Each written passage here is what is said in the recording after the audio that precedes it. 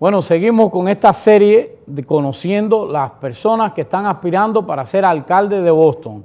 Y aquí tenemos un amigo, Mike Ross, conocido, él es el concejal ahora que representa a uno de los distritos que tiene mucha diversidad, especialmente en el área de Mission Hill, donde hay muchos latinos. Es una persona muy conocida. Bienvenido, Michael, welcome. Gracias. Yeah. Hola. Gracias por la oportunidad. Gracias. Muy bien. Yeah. So, Michael, tell us a little bit about what's prepared you to take the steps. So tell us a little bit about yourself, you know. Sure. This is actually very relevant to your audience. My father, Steve Ross, who you know, is an immigrant. He's a survivor of the Holocaust. He was rescued by American soldiers, so came to this country. And through his story, I understand the struggle of the immigrant community. And through his inspiration, I see the value of the American dream. And I truly believe that it's a dream that has to be available to everyone else. That's what the American dream means to me, that if you work hard enough, it should be available to you. So that's what I've been trying to support my entire political life and life as well, to help other people achieve their dreams. And it's why I've entered public service, and it's why I'm running for mayor of Boston. You've been a city councilor now for a number of terms, and what are some of the other, you've only held that, right, city councilor? What are some of the other positions that you've held that you think have prepared you to become mayor of Boston? Well, so president of the council also. Yeah. I mean, I entered City Hall working in technology, creating the city's website, and I just happened to fall into politics. There was an opening in my seat. My predecessor was only in there for 6 years. I decided to run, and no one knew who I was. I was running against someone far more popular than me, a strong name. The Ionella name is a very strong name in our city, a great family. And they had outraised me, I think 5-1, 250,000 to 50,000. And I wound up winning. So I went to, while I was a city councilor, I went to school at night to get my MBA degree. And then I went to get my law degree. So I have an MBA and a law degree. And then I became the president of the Boston City Council in 2009 and 2010. So some of those are some of the things that prepared me. But I think what really prepared me for running for mayor is what I learned growing up, the hard lessons, the life lessons I've learned along the way. But that leadership is about standing up for what you believe in. So let me give you an example of that, because I think this is appropriate to when we talk about why I feel like I can run for mayor and what I can offer. And I think you'll remember this. It was 2009 and then 2010 when the Boston Firefighters Union came into City Hall, and we were all dealing with budgets. We were shutting down core services. We were talking about laying off hundreds of workers. And we wound up preparing to shut down libraries throughout the city. And the firefighters, and I'm a good Democrat, and I support our first responders, but I also support common sense. And I support our families in our city. And the firefighters were looking to have $100,000 per firefighter sent home with them, retroactively, on top of their salary. And we said we couldn't afford it. We couldn't afford it. I said that. I stood on the floor of the council while everyone was silent. And I said, we can't afford this because we can't shut down our resources and lay off some union workers so that we can pay others. And the amazing thing about it is that the firefighters agreed. They went back to the table, and in a period of a day or 2 days, they renegotiated their contract, and we were able to save $50 million for the taxpayers of our city. That taught me that people want to do the right things. It taught me that you have to stand up for what you believe in.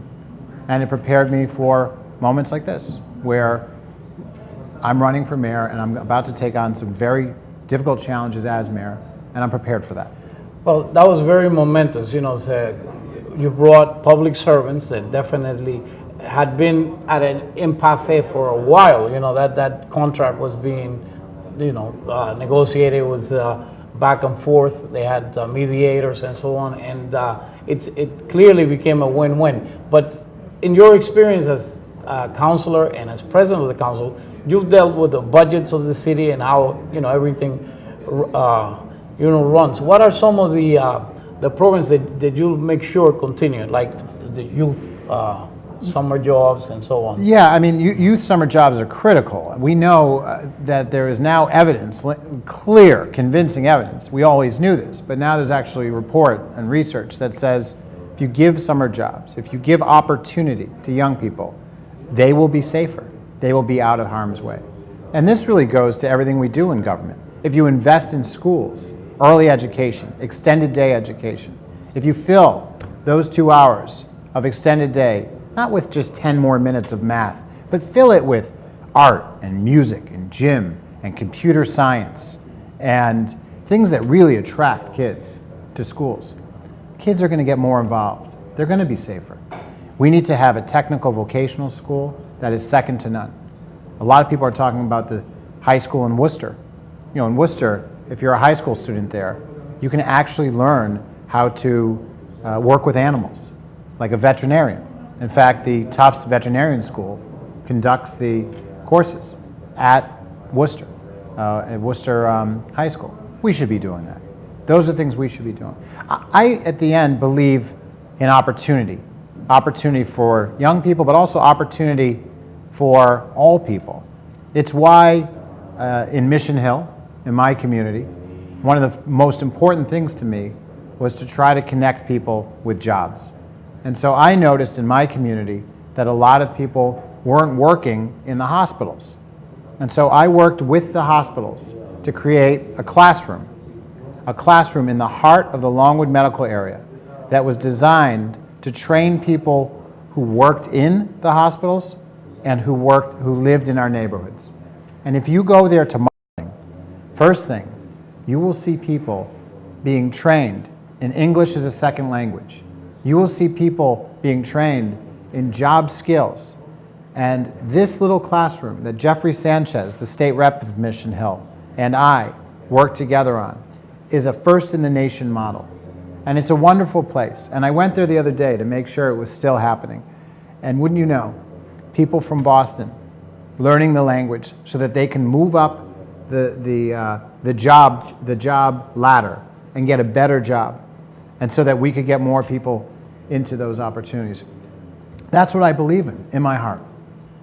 You mentioned the partnership that Tufts had, and we have so many institutions of higher learning. As a matter of fact, many of them in the district that you represent, and also hospitals.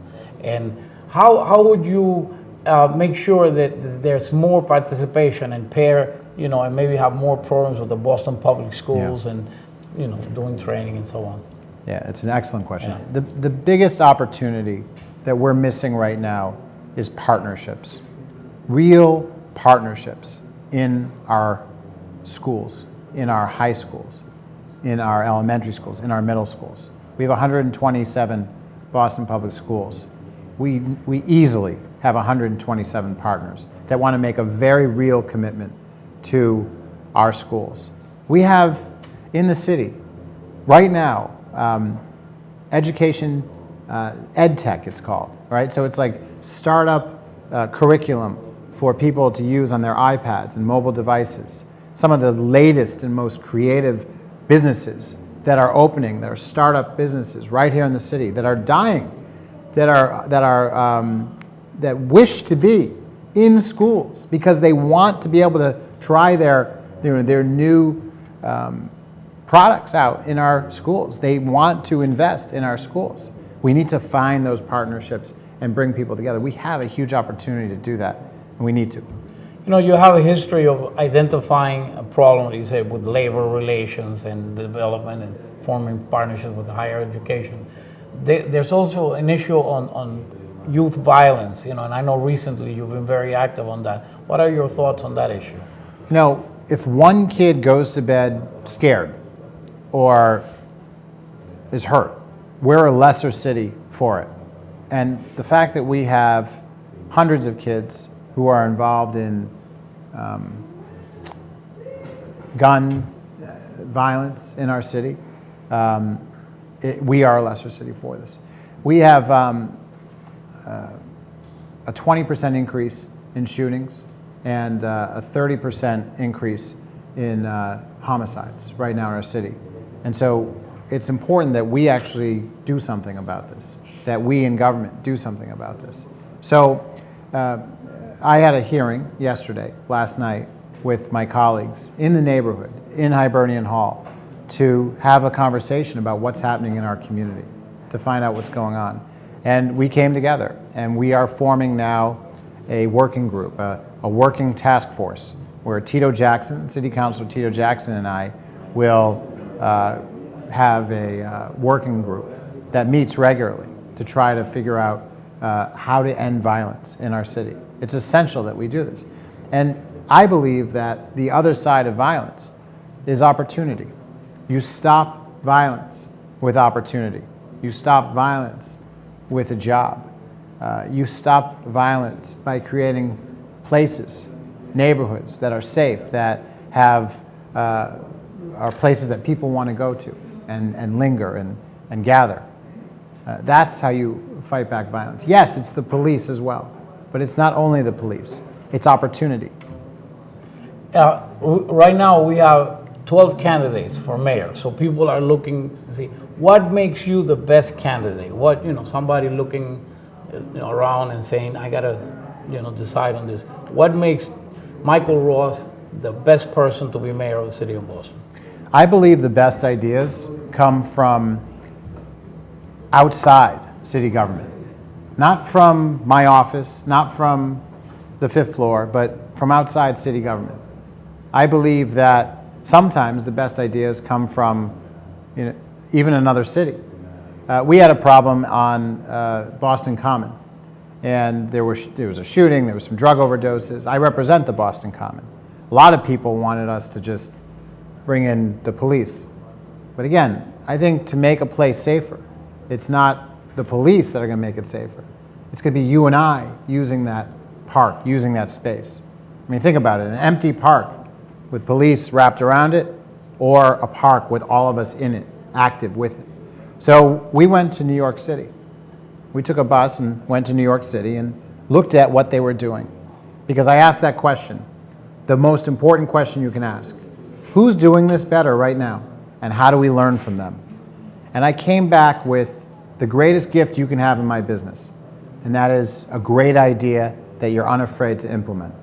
And that's what we did. We brought back ideas and we implement that. And I've done that over and over and over. And I think if you have the courage to be able to point to somewhere else where someone is doing something different and even better than you, and you can have the courage to say they're doing it better than we are, we want to do that. We want to learn from them.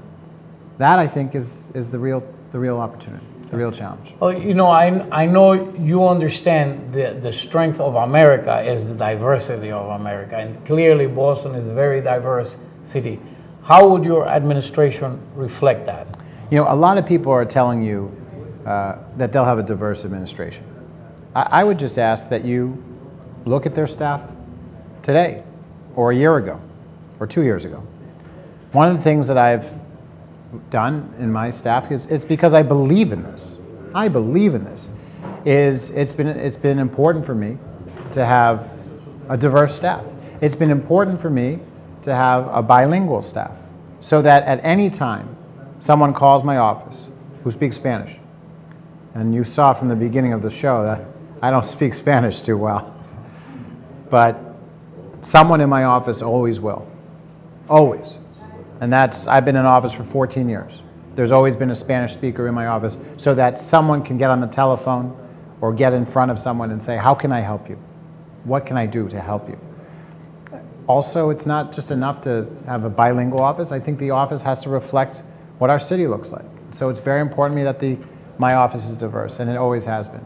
And so if you extend that onto a mayoral, to my job as mayor, and you extend it to our city, I think it's important that our entire city is reflective of our city. Our police department, for example, has to look like the people they serve, especially our police department. Our police department is where community policing is occurring.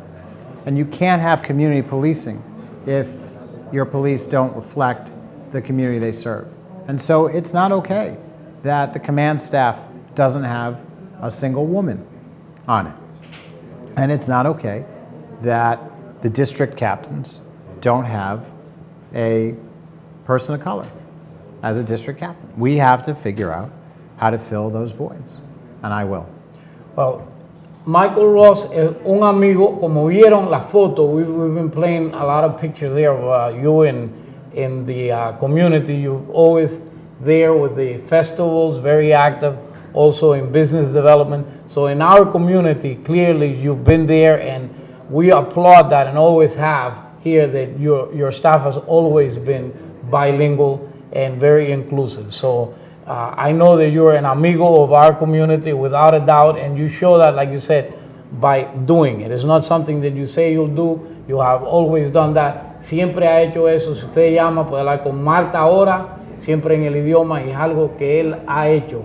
So, you know, we're really happy. So tell us about all of these festivals that are coming. Are you going to be participating in them? You're Absolutely. always active. Yeah, absolutely. Yeah. I mean, I can't wait. You know, I'm looking forward to being out at the different parades and festivals, and I really hope that I can be in people's living rooms. You know, I'd like to be out and meet as many people as possible. And so how would they do that if somebody wanted to get in touch with you? If you want me in your living room, call our campaign headquarters.